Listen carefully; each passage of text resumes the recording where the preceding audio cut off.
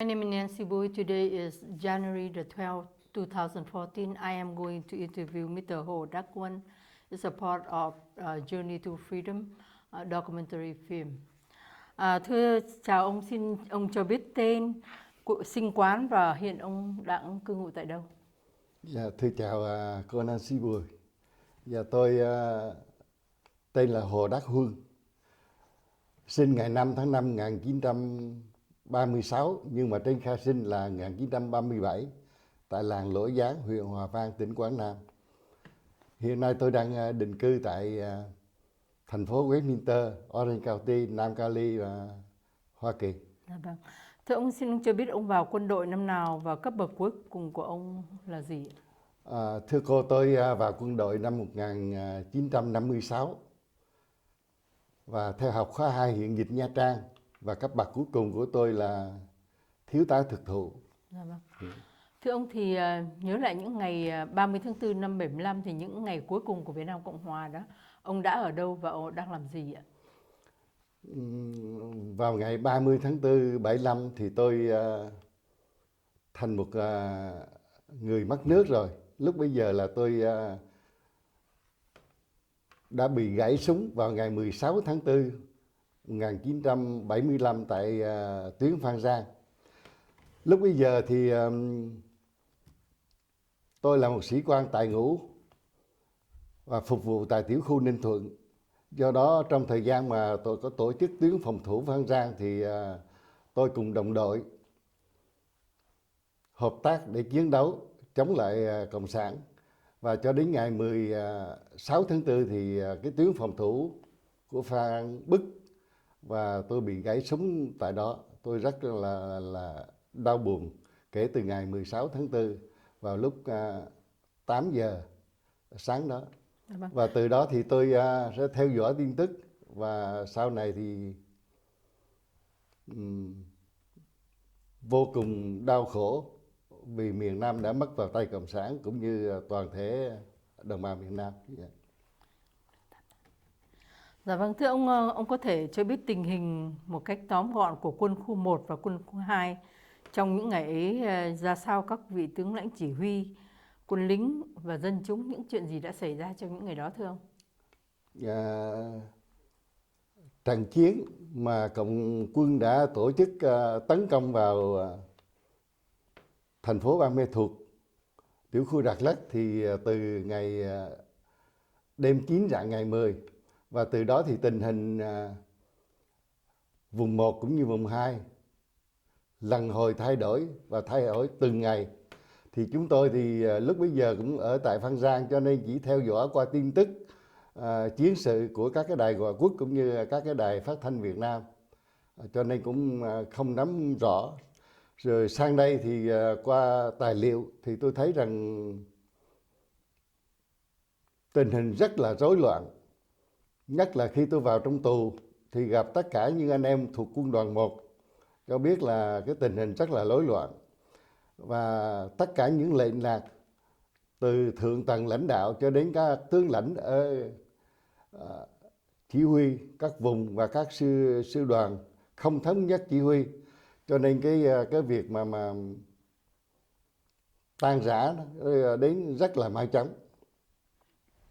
Thưa ông, thì xin ông kể lại cái cuộc rút quân của vùng 2 nó như thế nào ạ? Thưa cô, rút quân vùng 2 thì tôi có cái định tìm hiểu như sau. Vì trước 75 có một thời gian tôi là huấn luyện viên tham mưu trong đề tài chiến thuật về căn bản thế thủ, thế công và lui binh. Do đó có vấn đề mà lui binh là tôi nắm rất là vững. Do đó cái cuộc lui binh không hiểu quý vị lãnh đạo của miền Nam quyết định như thế nào, tôi không được rõ. Nhưng mà trên nguyên tắc chiến thuật á, thì cuộc lui binh đó đã tổ chức một cách không đúng nguyên tắc. Do đó đã đi đến từ thất bại này đến thất bại khác. Vì trong một cuộc lui binh là mình phải lui từ cái vị trí đó bỏ, có thể là thối lui, trì hoãn hoặc là lui về sau. Nhưng mà cuộc lui binh này của một quân đoàn và tổ chức rất là lớn. Nhưng mà mục đích cái cuộc lui binh đó đưa vào cái lộ trình mà đã bỏ nhiều chục năm rồi, đồng thời muốn giữ cái yếu tố bí mật bất ngờ. Nhưng mà thực ra sau khi mà tướng Phú ra lệnh rút về cái liên tỉnh lộ 7 thì tất cả dân chúng cũng như gia đình binh sĩ, kể cả địch quân, cũng biết được cái tin rút lui đó. Do đó một cuộc lui binh mà không có lệnh hành quân, như đại tá Lê Khắc Lý tham mưu trưởng đã từng nhiều lần nói chuyện, thì không có một cái lệnh hành quân mà chỉ là lệnh hành quân miệng, với một quân đoàn và qua 4.000 quân xa các loại, cũng như là những xe dân sự đi trên một cái lộ trình mà đã bỏ nhiều năm như vậy, thì không làm sao mà đem lại kết quả rất tốt. Cho nên đã gây một thiệt hại rất nặng. Từ cái cuộc lui binh đó, nó đã đưa đẩy đến cho miền Nam thất bại nặng nề, mà cho bây giờ chúng ta phải đang ở hải ngoại. Thưa ông, trong những ngày đó ông còn nhớ dân chúng như thế nào không? Quân đội thì như ông nói là rút về cả chiến sao mọi thứ đó, nhưng mà không có lệnh lạc rõ ràng, không có người chỉ huy, nghĩa là cứng cỏi. Còn người dân thấy trong hình ảnh còn một số đó là người ta đi theo quân đội rất nhiều. Ông có chứng kiến được những cảnh dân chúng như thế nào? Xin ông có thể cho biết ạ. Thưa cô, khi tôi ở Phan Rang thì nhìn ra, vì tôi ở ngay được trước mặt quốc lộ, do cái đoàn xe mà đoàn người từ miền Bắc, từ Quảng Trị, Đà Nẵng cho đến các tỉnh miền Trung bên trong này vào, cũng như từ Đà Lạt trở xuống, thì tất cả hàng ngày, hàng đêm, các đoàn xe nối đuôi nhau đi từ bên ngoài vào, và không phải như chuyên chở bình thường, mà trên những xe đó thế rất là đông, đủ thành phần, già trẻ trai gái, quân nhân có, rồi vật dụng chở theo có, mà thật là vất vả. Và nhìn qua cảnh dân chúng thì tôi ra những cái chạy qua những cái thành phố thì tôi thấy rằng cướp bóc, rồi dân chúng thì chạy loạn, đói khổ, rồi vật giá thì leo thang. Cho nên tóm lại là một cái cuộc bỏ chạy rất là hỗn loạn lúc bây giờ. Trở lại cái câu hỏi là cái cuộc tan rã đó thì ông chứng kiến như vậy thì ông còn nhớ lại những cái cảm tưởng, cái suy nghĩ của ông và những người chiến binh cùng với ông lúc đó như thế nào không? Và cảm tưởng của chúng tôi thì rất buồn. Riêng cá nhân tôi thì trong binh nghiệp, tôi đã có cơ hội huấn luyện những sĩ đoàn tổng dự bị như là nhảy dù, tiếng lục chiến, và họ rất là hiên ngang. Cô thấy như những trận mùa hè đỏ lửa, Mậu Thân 68, Bình Long An Lộc, những trận đó mà chúng ta vẫn lấy lại được, như là cổ thành Quảng Trị, rồi Phú Văn Lâu, Huế, hoặc những nơi khác. Mà đây một cái cuộc chiến này đã do một cái sự kiện nào đó từ cấp lãnh đạo trên để mà một cuộc lui binh như vậy, thì chúng tôi rất là đau buồn, nhất là cái hàng cấp sĩ quan trung cấp trở xuống, chúng tôi đau khổ ghê lắm. Thưa ông, nãy ông nói rằng quân đội Việt Nam Cộng Hòa rất là anh hùng, dũng mãnh và đã thắng được biết bao nhiêu những cái trận đánh rất là lớn và rất là vũ bão của địch, như cổ thành Quảng Trị, Phú Văn Lâu, vân vân. Thế thì tại sao nếu mà có dịp mà có cơ hội chiến đấu ở đây đó, thì ông nghĩ rằng quân lực Việt Nam Cộng Hòa có thể giữ cản được cái bước tấn công vũ bão của Cộng sản vào cái trận đánh này không? Dạ thưa cô, nếu mà theo tôi nghĩ thì quân lực Việt Nam Cộng Hòa được tổ chức quy củ, trang bị tối tân, huấn luyện tinh nhuệ, và có tinh thần chiến đấu rất cao, vì nhân dân, vì tổ quốc mà phục vụ. Do đó người ta hy sinh tại chiến trường rất là anh dũng. Thế thì qua cái trận chiến vừa rồi làm cho quân đội rất là buồn lòng vì cái hệ thống chỉ huy từ trên xuống dưới. Do đó rất là buồn. Tôi thấy rằng nếu mà trường hợp có đầy đủ quân viện thì quân đội này có thể cầm cự được nhiều thời gian dài. Nhưng mà với cái thực trạng lúc bây giờ của miền Nam đó thì Hoa Kỳ đã cúp viện trợ, mà chúng ta dựa vào cái nguồn viện trợ về quân vận của quân viện của Hoa Kỳ. Nhưng mà lúc bây giờ thì Tổng thống Ford đã nói rằng thôi bây giờ Việt Nam đã để về phía sau. Do đó sau cái hiệp định Paris đó thì quân viện về Việt Nam Cộng Hòa bị cắt đứt, nhất là năm 74 thì không còn nữa. Do đó cái vũ khí, đạn dược thiếu thốn, săn nhớt không còn. Do đó nếu mà trường hợp mà tiếp tục chiến đấu, mà nếu có một cái kế hoạch đúng theo nguyên tắc, theo chiến thuật chiến lược, thì quân đội Việt Nam Cộng Hòa có thể cầm chân và giữ vững được miền Nam trong thêm 2 tháng nữa thôi. Dạ vâng. Và chịu khoảng 2 tháng nữa thôi. Dạ vâng. Trong những cái ngày đó thì ông có chứng kiến một cái câu chuyện nào đối với những người đồng ngũ của ông hay là những người dân mà nó ghi lại trong cái trí nhớ của ông ngày hôm nay, ông cũng còn nhớ, kể về cái chuyện đau thương hay là có một cái chuyện gì đặc biệt mà ông cũng còn nhớ, ông có thể kể ra không? Dạ, thật ra đau thương thì nó nhiều lắm. Nhưng mà ví dụ như trên đường di tản vào ngày mùng 1 tháng 4 tôi và đại tá Trần Văn Từ, tiểu khu trưởng, cùng một số sĩ quan cấp tá khác di chuyển rời bỏ từ Phan Rang để vào miền Nam, vào Sài Gòn. Nhưng trên đường đi vào tới Phan Thiết thì Bình Tuy chặn lại, chúng tôi phải xuống lầu ông Hoàng để rồi tìm ghe đi vào. Thì sau đó tướng Hiếu mới bay ra lầu ông Hoàng và chỉ thị cho đại tá Tự phải lui về. Thành thử trong cái giai đoạn mà tôi di chuyển từ Phan Rang vào Phan Thiết, cũng như ngược lại từ Phan Thiết trở về, ngày hôm sau trở về lại Phan Rang, thì chúng tôi thấy rằng đoàn xe đi mà có nhiều chiếc xe chen lấn nhau, để rồi phải những chiếc xe của dân sự đó phải nhào rớt xuống ấy mà gây thương tích cho nhiều người. Rồi có một chuyến xe đang chạy thì có một em bé từ trên rơi xuống, vì đang ngồi trên cùng với cha mẹ nó ôm giữ. Thì đến cái giai đoạn mà nó chạy bị sốc quá rồi nó rớt cái em bé xuống, thì xe đằng sau chạy đến và cán chết luôn. Đó là những cái trường hợp rất là tang thương mà tôi đã chứng kiến được.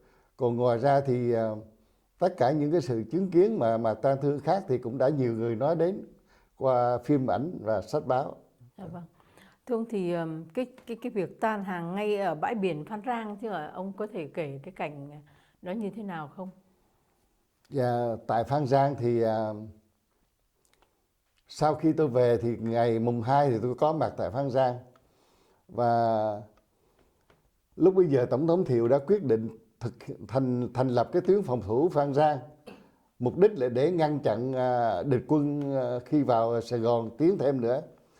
Do đó trong thời gian từ ngày 2 cho đến ngày 16 là ngày mất Phan Rang đó, thì tại Phan Rang có một cái phi trường Bửu Sơn, thì do sư đoàn 6 không quân là chuẩn tướng Phạm Ngọc Sang, tư lệnh sư đoàn đó, và sau này trung tướng Nguyễn Vĩnh Nghi ra để chỉ huy cái tuyến Phan Rang. Thì trong thời gian 10 mấy ngày đó thì tình hình Phan Rang được chia ra 3 giai đoạn. Thứ nhất là giai đoạn đầu, khoảng 3 ngày đầu là bắt đầu mới phối trí lại các lực lượng.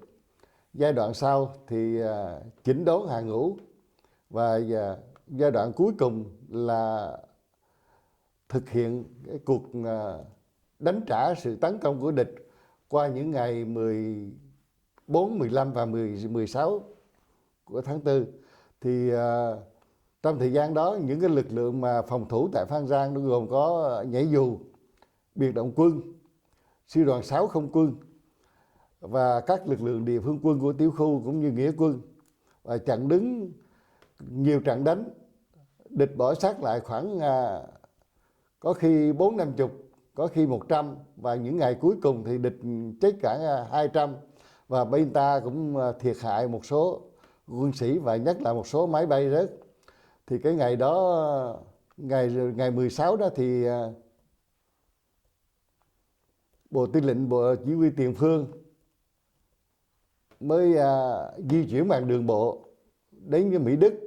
Thì vào lúc 9 giờ tối thì bị lọt vào ổ phục kích, và tướng Nguyễn Vĩnh Nghi, tướng Sang và một số sĩ quan khác bị bắt tại đó. Còn riêng một số khác thì như đại tá Từ đồ đó, nguyên tỉnh trưởng Ninh Thuận, đều chạy thoát và đi bằng đường bộ. Sau 2 tuần mới về lại Sài Gòn. Và riêng ông đại tá Trương Đăng Liêm, tỉnh trưởng cuối cùng Ninh Thuận 7 ngày thì ông ra tàu và thoát được. Và một số khác thì chạy được, và một số thì bị bắt. Như một số những bài tường thuật mà tướng Sang, rồi tướng Nhật, đại tá Lương cũng đã và một số khác đã viết về những trận Phan Rang. Và những gì về cái tiểu khu thì tôi dự định trong tương lai tôi sẽ viết một cái bài đó, khi có thì giờ thì tôi sẽ viết lại một bài những ngày cuối cùng tại Phan Rang, mà nhất là về phương diện tiểu khu. Dạ vâng. Thưa ông, nãy bạn nói rằng có nhảy dù, biệt động quân, sư đoàn 6, địa phương quân vân vân đó. Thì chuyện gì xảy ra cho những cái đơn vị đó, những người lính cũng như là những người lãnh đạo, thì chuyện gì xảy ra? Họ tan rã ra như thế nào? Lúc bây giờ thì tự động tan rã, vì địch quân nó xâm chiếm vào, nó sau khi mà điều nghiên nó chọc thủng tuyến Phan Rang không được, thì bên địch quân họ dự trù và nghiên cứu tình hình kế hoạch, cho nên khi mà chọc thủng vô thì tướng Nguyễn Vĩnh Nghi cũng đã biết và ra lệnh cho tất cả các đơn vị phòng thủ. Thì lúc bây giờ nó chọc thủng vô bằng cả khoảng 300 chiến xa, và đưa vào khoảng 3 sư đoàn để tiến vào đó, và chúng ta diệt được một số rất nhiều. Và với quân số mà tấn công vào đó gấp 10 lần hơn cái quân trú phòng, do đó không thể chống cự được, do đó tan rã và một số bị bắt và một số chạy thoát được. Thưa, số bị bắt về sĩ quan của mình đấy, nãy ông có nói đến 2 vị tướng là chuẩn tướng Phạm Ngọc Sang với là trung tướng Nguyễn Vĩnh Nghi đều là bị bắt hết, rồi một số sĩ quan khác bị bắt thì họ đưa đi đâu? Cộng sản họ bắt họ đưa đi đâu? Họ bắt thì sáng ngày hôm sau họ đưa bằng đường bộ ra cái Khánh Hòa, tại cái ngôi chỗ khoảng ngôi mộ bác sĩ Sen đó, giam ở đó. Rồi ngày hôm sau thì có máy bay đưa ra Hà Nội. Vâng. Cái số mà đưa ra Hà Nội đó bằng máy bay thì chắc đâu có nhiều, chỉ có mấy. Dạ không nhiều, chỉ có mấy tướng đó với thôi. Dạ, vâng. Với một người Mỹ đi theo đó. Có một người Mỹ cũng Dạ, bị có bắt. một người Mỹ cũng ông bị biết bắt. tên người Mỹ đó không? Ông hình như là Lewis gì đó. Lewis ạ. Dạ vâng. Thưa ông, thì ông ban nãy cũng có nói đến cái vấn đề mà những người mà bị tan hàng và một số bị bắt, rồi một số thì đi vào trong Phan Thiết hay sao ạ? Một số khác một số chạy vào Phan Thiết, và một số thì tìm ghe để đi ra ngoài biển. Nhưng mà lúc bây giờ thì hải quân kể cả Việt Nam và Mỹ họ đã rút đi rồi, các cái hạm đội bên ngoài. Ông có chứng kiến cái cảnh một số những binh quân các anh chiến sĩ thuộc biệt động quân mà họ ra bãi biển, rồi nghe nói là họ cũng bị trên nó bắn xuống, họ chết ở đó đông lắm. Ông có biết gì về cái chuyện đó không ạ? Dạ tôi có nghe cái đó, nhưng mà tôi không chứng kiến tại chỗ, nhưng mà tôi có nghe. Vì xuống đó thì bao nhiêu lính sáng đều vứt súng dưới, tất cả những quân dụng đều vứt dưới biển và tìm cách thoát ra ngoài. Và cộng sản thì ở bên trong nó bắn Và ra bắn và ra, mình vâng, chết dạ, chìm. chết chìm dưới một ít thôi. Dạ, Chứ vâng. không nhiều lắm. Dạ. Còn một số thì bị bắt làm tù binh. Dạ vâng, bắt tù binh. Dạ vâng. Dạ vâng.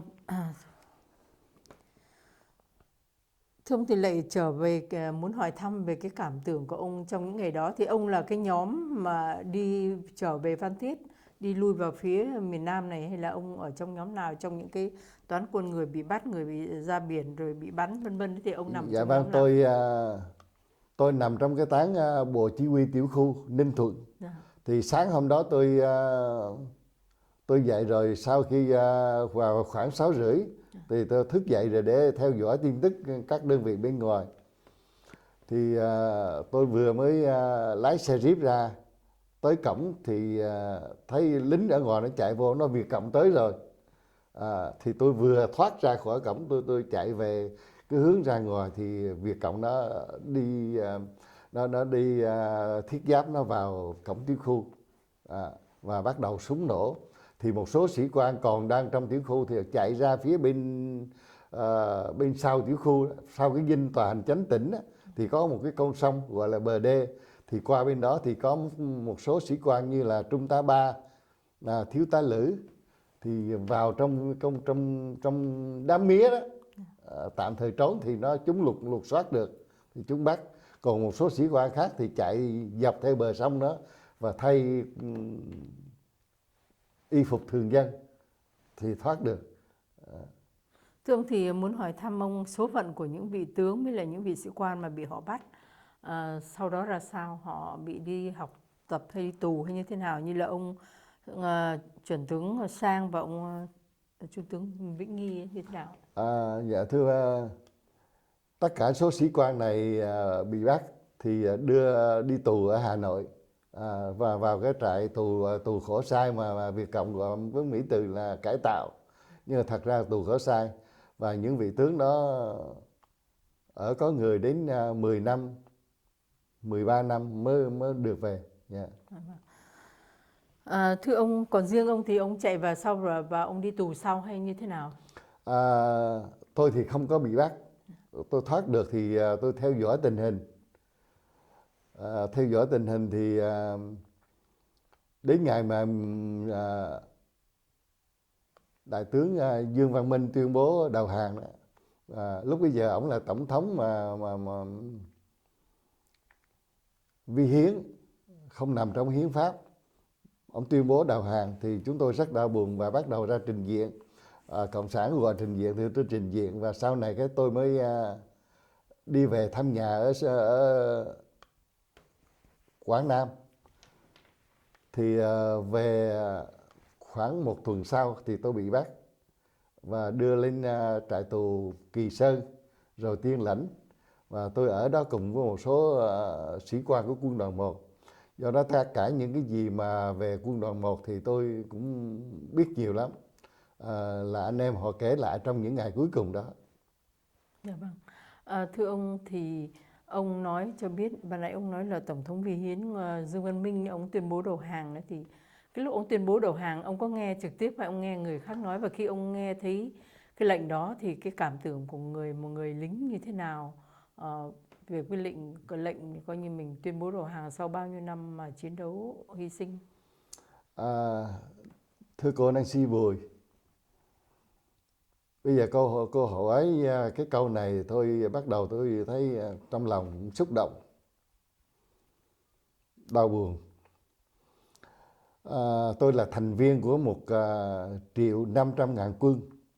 Quân lực Việt Nam có khoảng 1 triệu, nhưng mà nếu có kẻ ra người vào giải ngũ hoặc là đã hy sinh tại chiến trường thì cái lúc mà đông nhất là khoảng 1 triệu, mà tôi là thành viên trong cái triệu quân đó.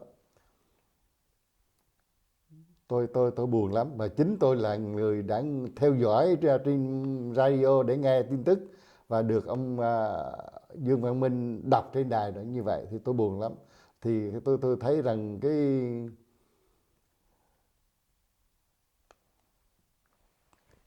cả một cái quân dân miền Nam đã bỏ ra biết bao nhiêu công sức để bảo vệ cái tổ quốc, để đem lại hạnh phúc cho toàn dân. Nhưng mà cái ngày đó đã xóa đi mà một cái quân lực rất là hùng mạnh. Vì tôi ở trong ngành huấn luyện cho nên tôi biết cái quân lực đó ở vào có một giai đoạn là đứng có tầm cỡ ở vùng Đông Nam Á. Nhưng mà rồi phải buông súng như vậy thì tôi buồn lắm. thì không những tôi mà quân dân của miền Nam cũng đau khổ vì cái trận đó.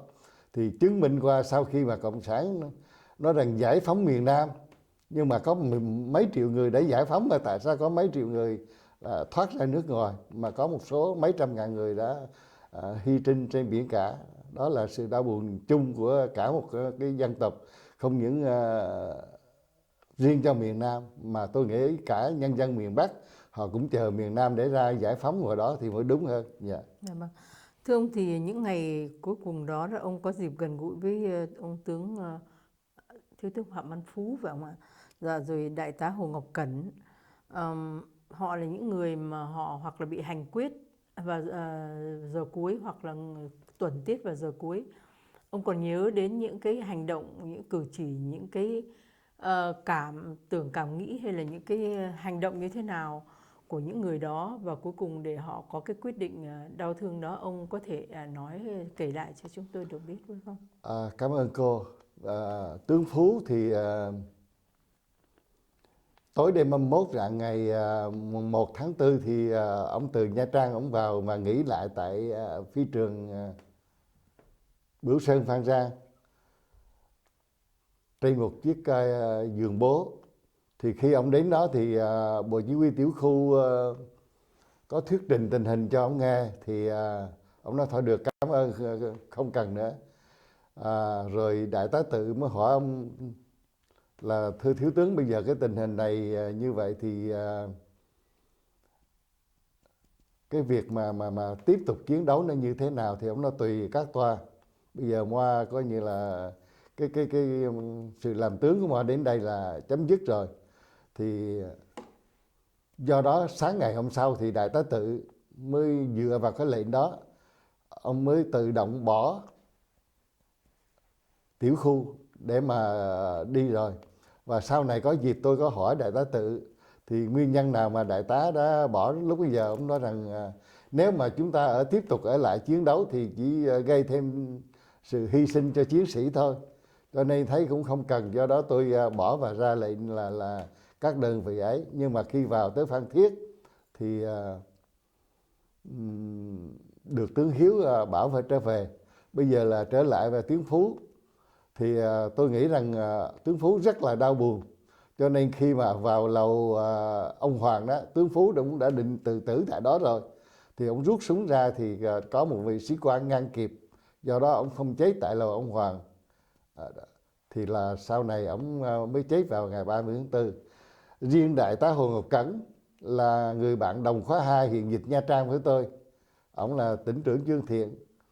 Thì vị đại tá này là một sĩ quan xuất sắc của khóa, không những khóa 2 chúng tôi mà cả quân trường hạ sĩ quan, tức là trường quân trường Đồng Đế.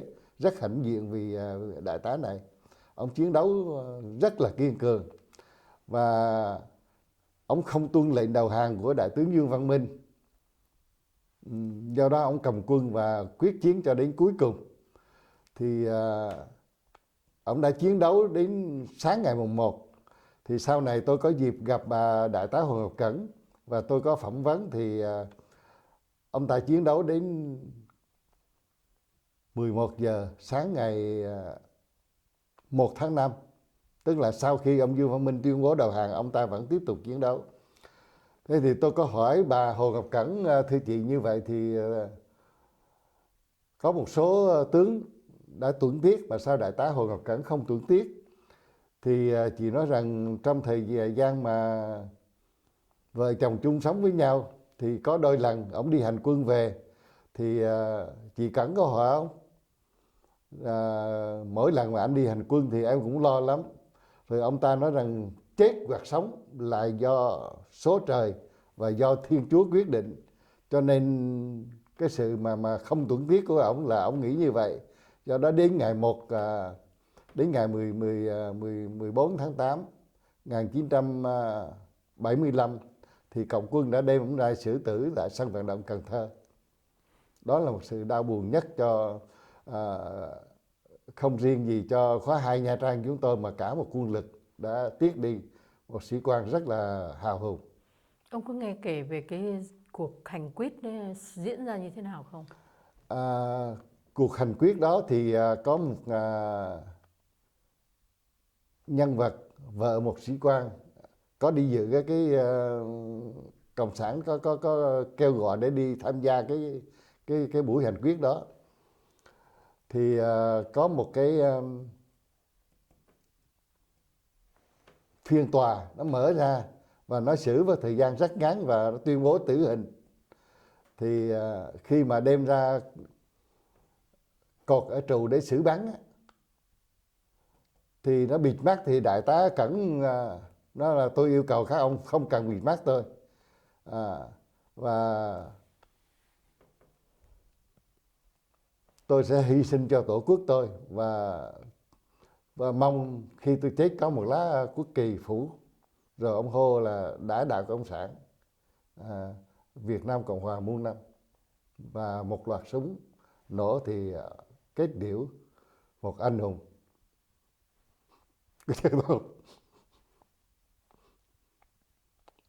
Nói đến đây tôi buồn, dành một phút để nhớ đến người bạn đồng khóa và các anh hùng của quân lực Việt Nam Cộng Hòa suốt trong cuộc chiến 21 năm. Cảm ơn cô. Xin lỗi đã gợi lại những cái phút đau buồn.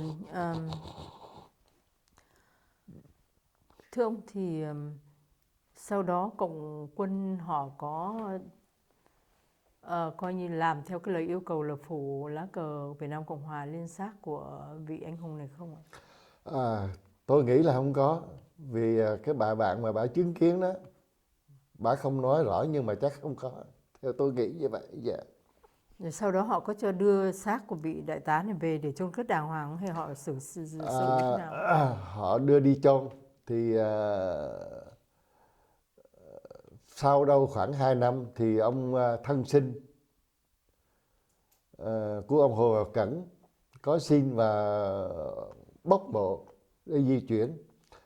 Rồi sau này bà Hồ Ngọc Cẩn qua thì đã mang được cái thiêu cái xác đó qua bên Hoa Kỳ rồi. Yeah. Thưa ông, còn tướng Phú thì ông có được nghe gì về cái vấn đề ông tự vẫn ra sao hoặc tự tuẫn tiết như thế nào không ạ? Sự tuẫn tiết của tướng Phú thì vào cái ngày 30 đó thì ông đang bệnh nặng do cái khủng hoảng về tinh thần. Rồi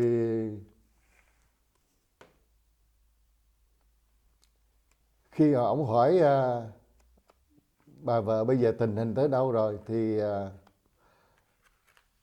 bà mới cho biết là đại tướng Dương Văn Minh mới tuyên bố như vậy, và ông uống thuốc độc để rồi ông chết. Tại căn cứ? Tại nhà riêng.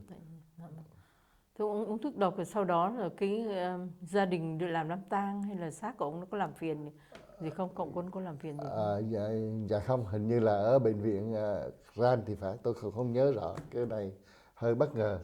Dạ. Vâng. Nhưng mà cũng không làm phiền gì. Rồi sau này xác ổng được chôn mai táng đàng hoàng, mà sau này bà Phú có gửi hình ảnh cho tôi. Thưa ông, như vậy là ông tướng Phú là ông đã trở về Sài Gòn rồi hay sao mà ông mới nói là ông tự vẫn tại Grand ạ? Dạ về lại Sài Gòn. Dạ vâng. Dạ, ông qua đời tại Sài Gòn. Dạ vâng. Thưa ông thì chuyện gì xảy ra cho ông sau khi mà và gia đình của ông sau khi mà trận Phan Rang tan rã như ông vừa kể đó? Sau khi tan rã thì như tôi vừa trình bày trước là tôi về quê thì bị đi tù, và gia đình tôi từ Phan Rang thì bỏ về lại Nha Trang là quê ngoại các cháu. Thì cộng sản không những là gia đình sĩ quan tôi, mà tất cả những thân nhân gia đình sĩ quan khác cũng đều nằm trong cái trạng thái là bắt đi vùng kinh tế mới.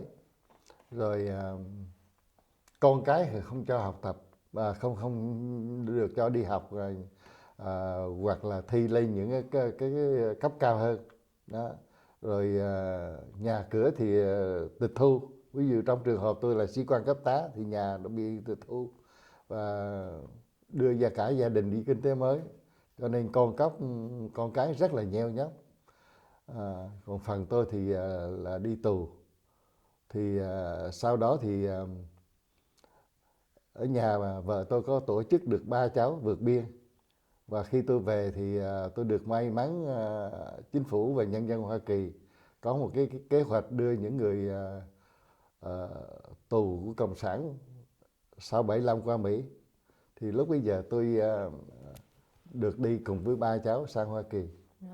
Thưa ông thì ông bao nhiêu người con ạ? Nhà thưa tôi có 6 cháu, 2 gái và 4 trai. Và bây giờ hiện một cháu gái đầu thì đang ở Canada, còn 5 cháu khác đều ở Hoa Kỳ.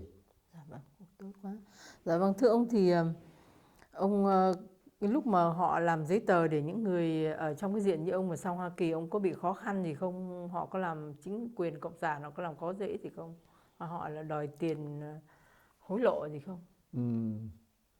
Thưa thật thì đối với tôi không có, nhưng mà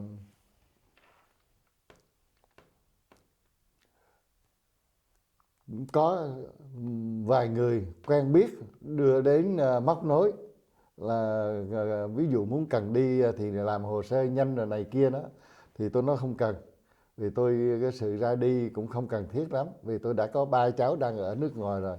Đó, do đến thì tôi vẫn làm hồ sơ bình thường và qua dịch vụ, do đó chúng tôi ra đi một cách thanh thản, không có gì trở ngại hết.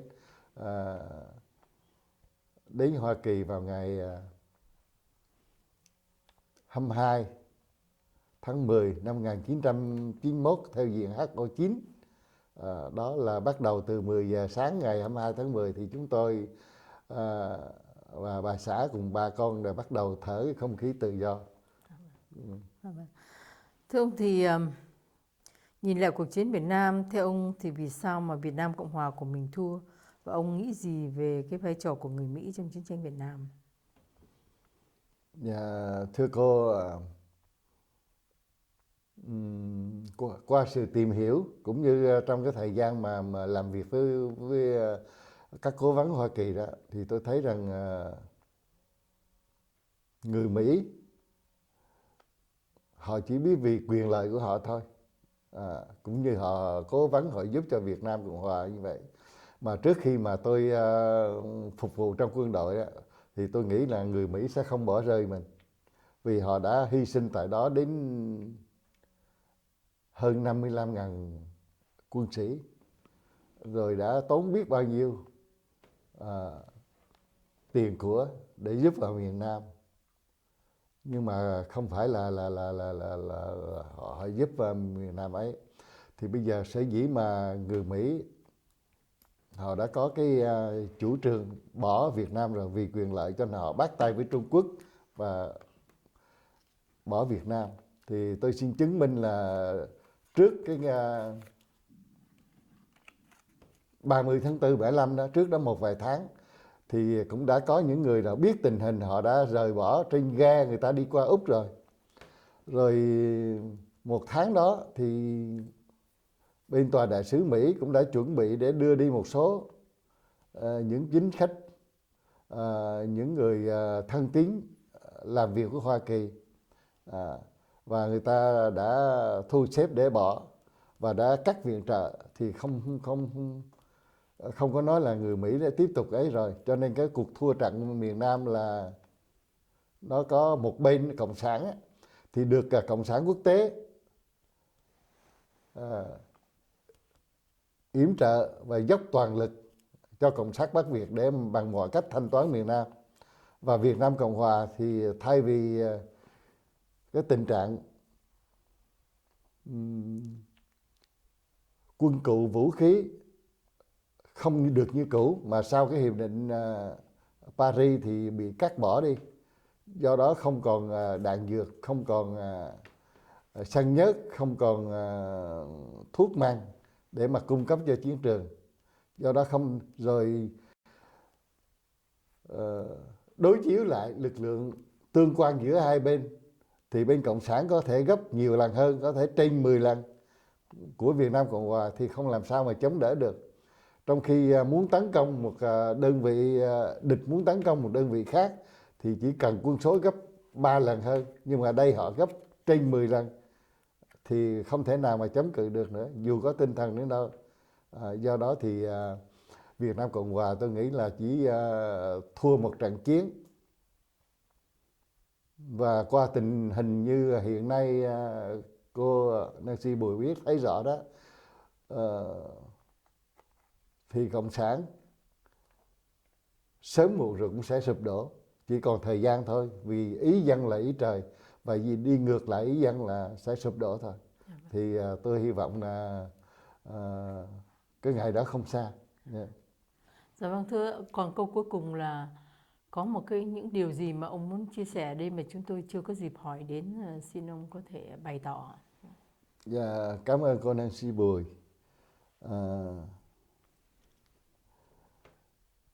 Đã tạo cơ hội cho tôi có cuộc phỏng vấn hôm nay.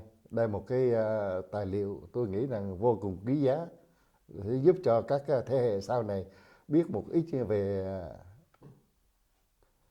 cá nhân của mỗi sĩ quan quân lực Việt Nam Cộng Hòa.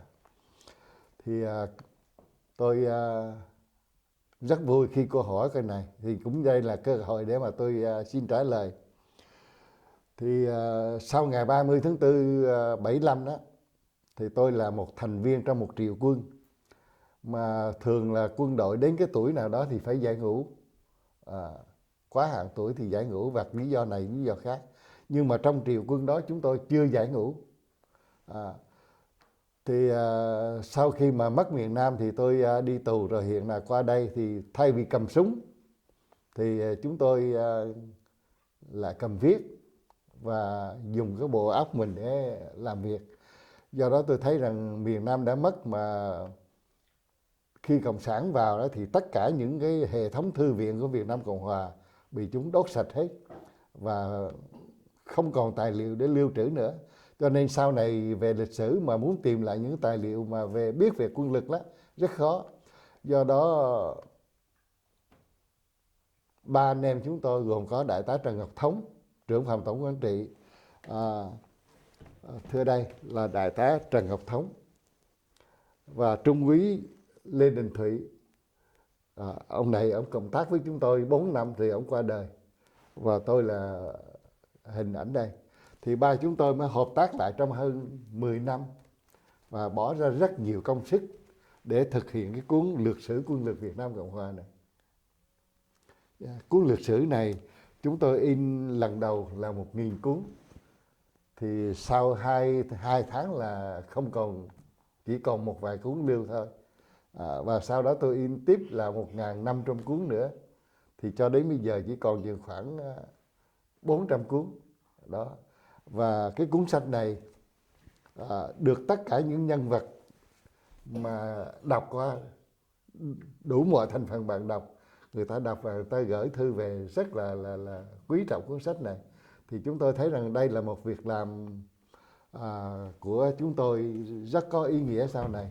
Cũng như vừa rồi trong lần đầu gặp cô đó, cô có nói bây giờ thì sang đây cũng mỗi người có một việc, làm được việc gì để lại cho thế hệ sau được thì tốt. Thì tôi cũng ở trong cái trạng thái như cô vừa hỏi.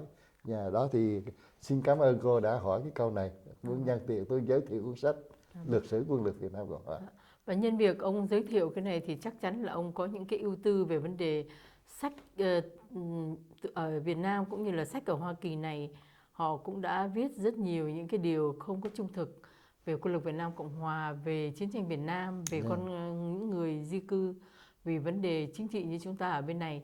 Thì nhân tiện đây cũng hỏi câu hỏi ông, và chắc có lẽ hy vọng là câu hỏi cuối trong cái cuộc phỏng vấn hôm nay, đó là ở Việt Nam thì họ gọi những người như ông là ngụy, rồi những người quân lực Việt Nam cũng là ngụy quân, rồi những người làm việc với chính phủ cũng là ngụy quyền, con cái thì gọi là con của ngụy, vân vân, hay là những người coi như là Việt gian, phản bội.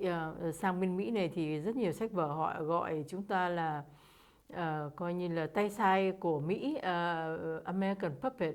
Thì thưa ông có thể cho biết cái suy nghĩ của ông như thế nào khi mỗi khi ông nghe những cái điều như vậy, ông có cái điều gì đấy chia sẻ không? Dạ, cảm ơn cô. Xin bây giờ mà đi vào các thư viện đồ của Hoa Kỳ đó, thì tôi nghĩ rằng những sách của Việt Nam Cộng Hòa bị thất thoát rất nhiều, mà trước đây có lưu trữ.